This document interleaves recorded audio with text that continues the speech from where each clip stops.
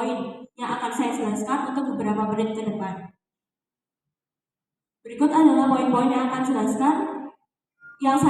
akan saya jelaskan untuk beberapa menit ke depan. Yang pertama, keadaan masa kini. Pada era sekarang ini, sebuah peristiwa maupun berita dapat disebarluaskan secara cepat. Jarak dan waktu sudah tidak menjadi hambatan untuk mencari dan mendapatkan informasi yang kita butuhkan.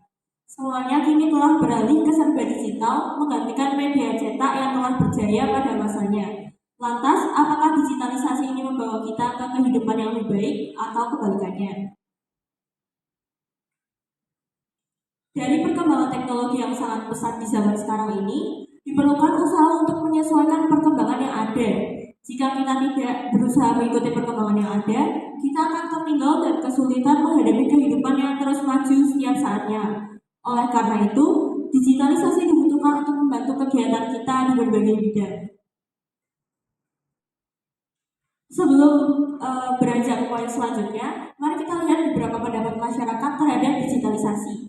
Yang pertama, ada beberapa orang yang mengatakan bahwa dengan adanya digitalisasi, berarti kita meninggalkan budaya-budaya lama. Contohnya, seperti pada saat ini, kita susah untuk melihat anak-anak yang masih bermain permainan-permainan zaman dulu. Pasti mereka lebih sering bermain game di HP mereka masing-masing. Untuk poin kedua, ada yang mengatakan bahwa teknologi yang semakin maju akan membuat peran manusia tergantikan. Di poin ketiga, ada yang mengatakan bahwa dengan adanya digitalisasi membuat kita malas bergerak. Yang di poin keempat, dan ada yang mengatakan bahwa dengan adanya digitalisasi kita dapat mudah mencari dan mendapatkan informasi.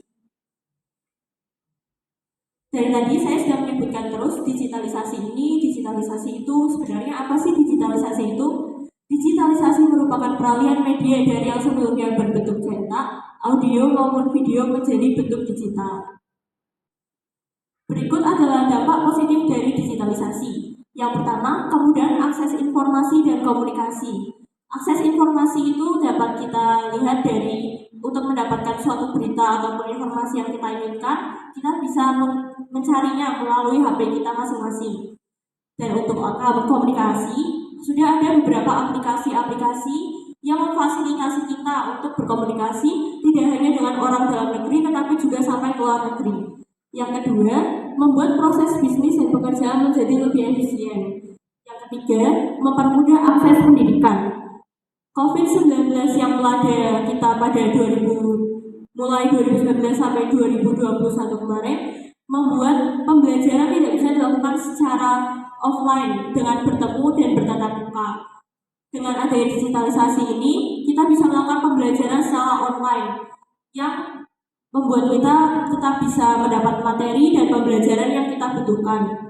Di poin keempat, ada mempermudah dalam analisis dan penyimpanan data. Kita tidak perlu untuk mencari berkas-berkas dari laci 1 sampai laci 10, karena sekarang semua data-data itu bisa kita simpan dengan cloud. Di poin kelima, ada perkembangan sarana perdagangan dan transportasi. Contoh dari poin kelima itu ada dengan adanya aplikasi jual beli online, juga aplikasi transportasi online. Dengan adanya dampak positif, bukan berarti tidak menutup kemungkinan terjadi permasalahan. Permasalahan pertama pada era digitalisasi itu ada penyebaran berita hoax. Penyebaran berita hoax ini tentu tidak akan terjadi jika kita lebih bisa untuk mencari informasi yang kita dapatkan.